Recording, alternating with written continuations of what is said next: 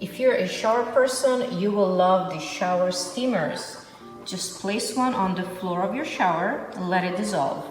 It will release essential oils and produce a quick and effective aromatherapy session before you start your day.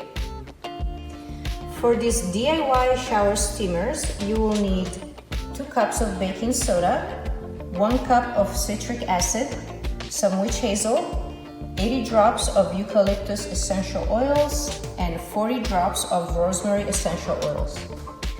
Baking soda is normally a bit clumpy, but you want it very fine, so you want to run it through a sifter.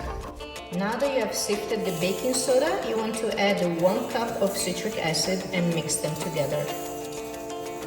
Now we're going to put in 80 drops of eucalyptus essential oil. And after the eucalyptus, you want to add 40 drops of rosemary essential oil. So you want to kind of mix in and break up the little clumps that were made by the essential oils. And by the way, as a tip, it is better if you wear some gloves when you do this, especially if you're wearing nail polish, because this powder is a bit abrasive.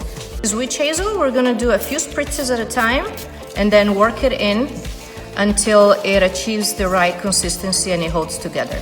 So this is about 20-30 spritzes. I kind of lost count, but now it's holding together, see? So this is what you want. Now we'll transfer the shower steamers into the molds and compact them in really well. So you want to push it in so it's nice and tight, and if it kind of collapses like that, you add some more on top.